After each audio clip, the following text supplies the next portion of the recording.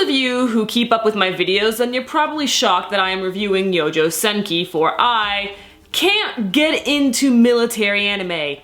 In fact, I pretty much suck at reviewing it in general.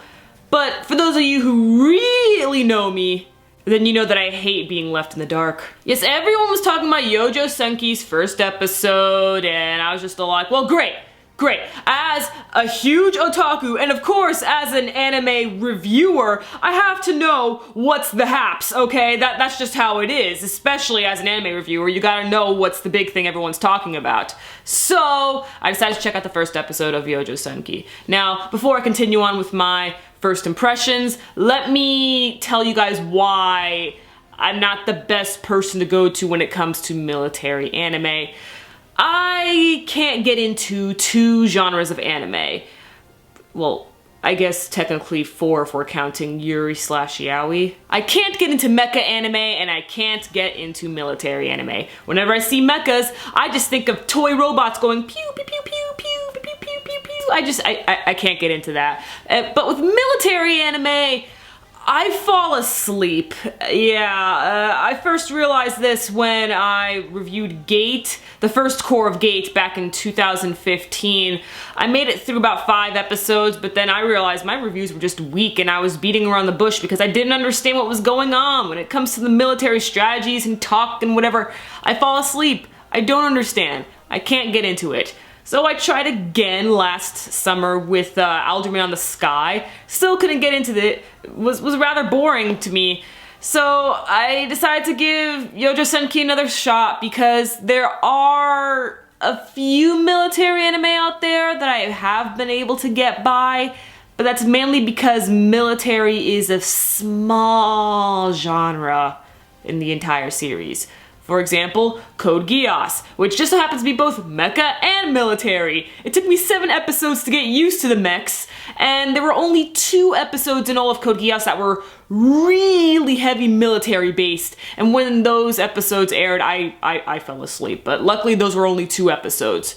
Attack on Titan is referred to as a military anime, however, they don't really focus too much on the military aspect of it. Sure, they're in the military, but they don't really strategize as much. They really focus more on the battles and the threat of the Titans. And with Fullmetal Alchemist Brotherhood, military, even though they are in the military, again, it's not so heavy on the entire series with the strategizing because it's mainly an adventure supernatural. So I'm hoping this will be the case for Youjo Senki if they keep the military part to a minimum. However, I doubt that since there are only 2 tags, and that is magic and military, so we'll see how this goes. I was only bored through one part in this episode, and that was in 2 minutes with these people. They were talking about the Rhine Theater or something like that. That's all I can remember.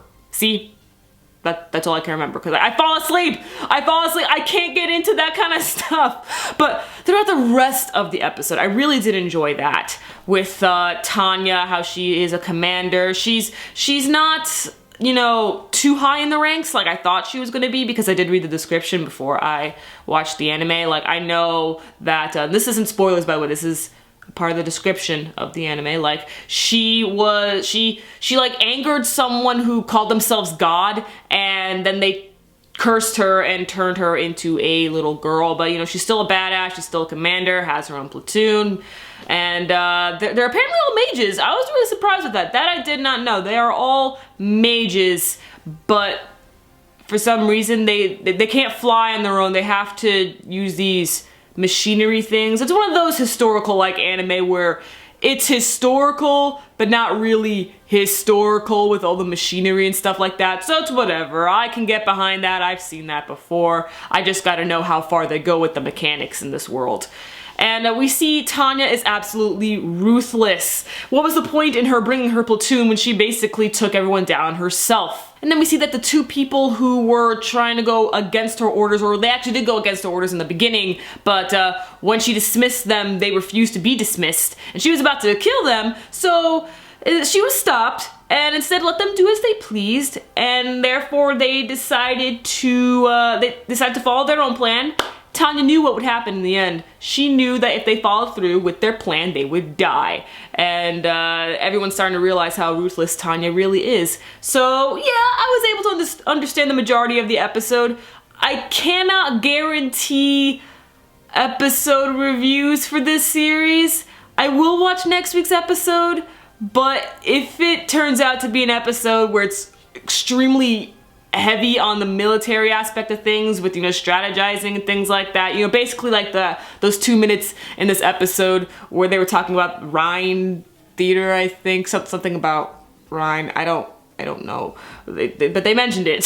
They mentioned it. If it turns out to be something like that for the majority of the episode, then I know that this anime just is not for me. But maybe this will be a rare case. It would be nice to actually finally review a military anime all the way through for once. That would be pretty epic. Alright guys, I'm gonna end this video here. Catch me later as I review Showa Genroku Rakugo Shinju. I'm your female otaku, sayonara.